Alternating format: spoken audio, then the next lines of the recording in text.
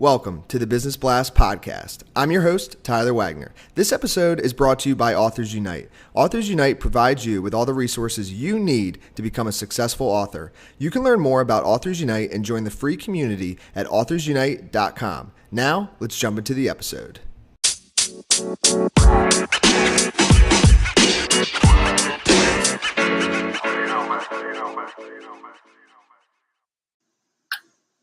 All right, everyone. Welcome back to another episode of the Business Blast podcast. I'm your host, Tyler Wagner. Today I have Larry Yu with us. He is the co-founder of High Converting Ads. So welcome to the show, man.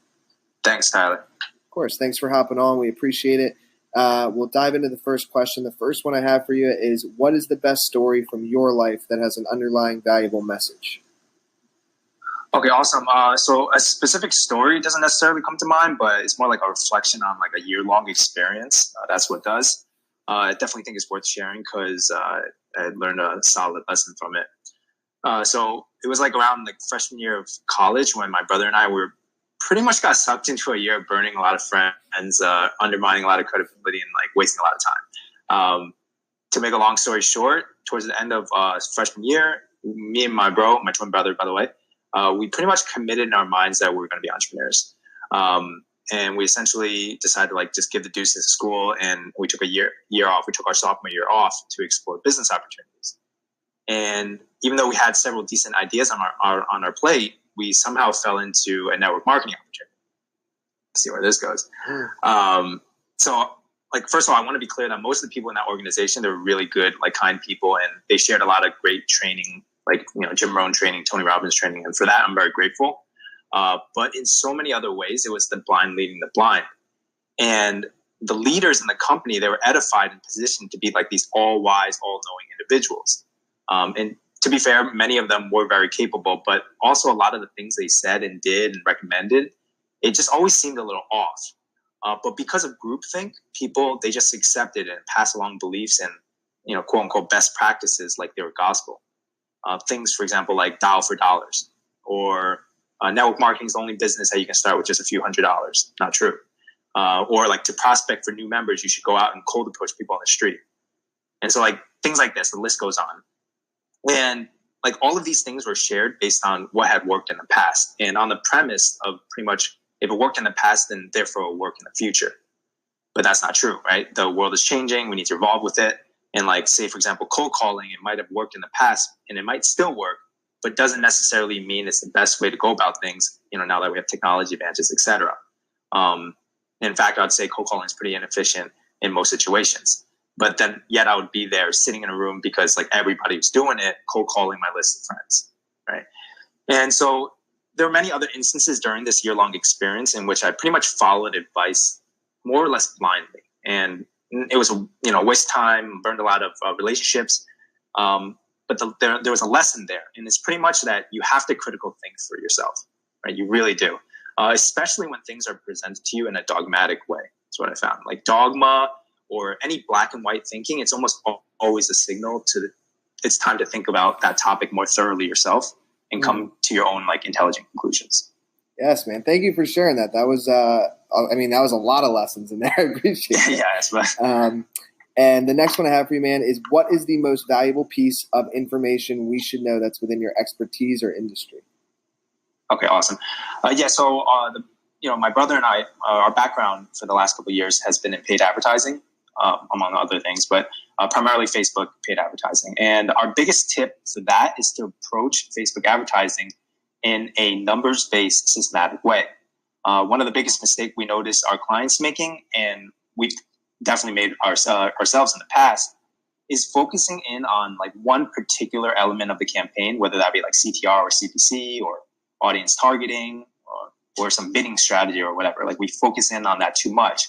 And the truth is, like, one of those things might be the thing that you need to improve, but you won't know for sure unless you're tracking and looking at your campaigns as a whole.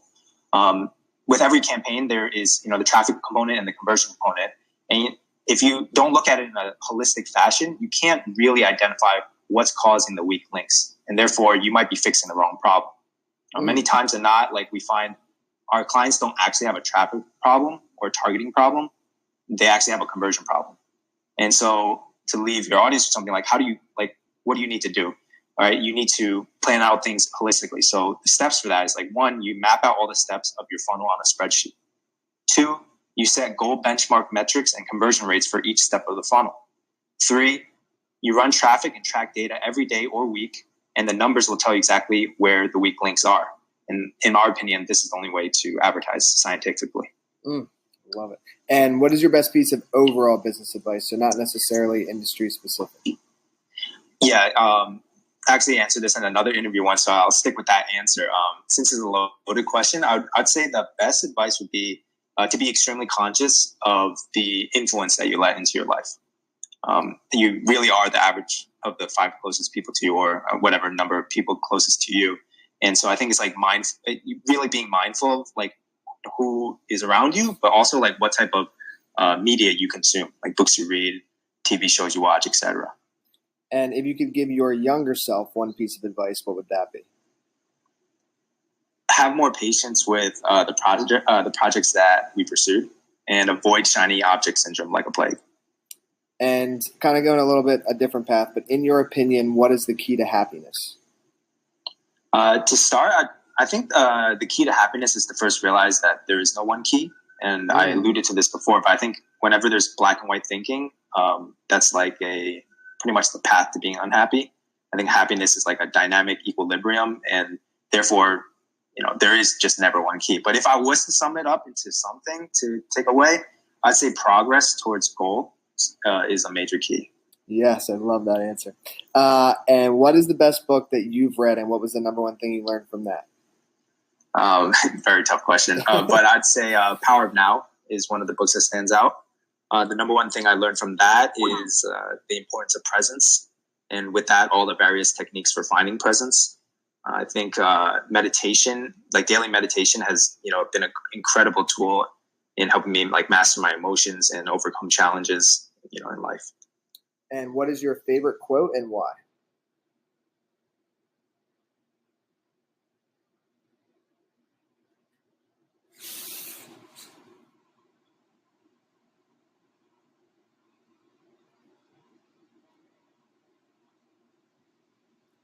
Doing things in your control, which is all we can do anyways. Laurie, so we actually lost your connection there. Okay. So if you could, if you could say again, what is your favorite quote and why? Yeah, of course. So it's a quote by Jim Rohn. It's "Don't wish it was easier, wish you were better. Don't wish for less problems, wish for more skills. Don't wish for less challenge, wish for more wisdom." And I like the quote best because it's all about becoming the victor and not a victim. It's all about doing things in your control, which is, pretty much all we can do anyways. Yes, man. Dude, thank you so much for coming on. The last question I have for you before we let you go is, where is the best place for people to find you online? You could go to the site, highconvertingads.com, our site, highconvertingads.com, or you can follow us on Instagram at the Twins on Insta. Perfect, man. Thanks again. We appreciate it. You got it, Tyler. It's good being on. The podcast you just heard was published with Anchor. Got something you want to say to the creator of this show? Send them a voice message using the Anchor app, free for iOS and Android.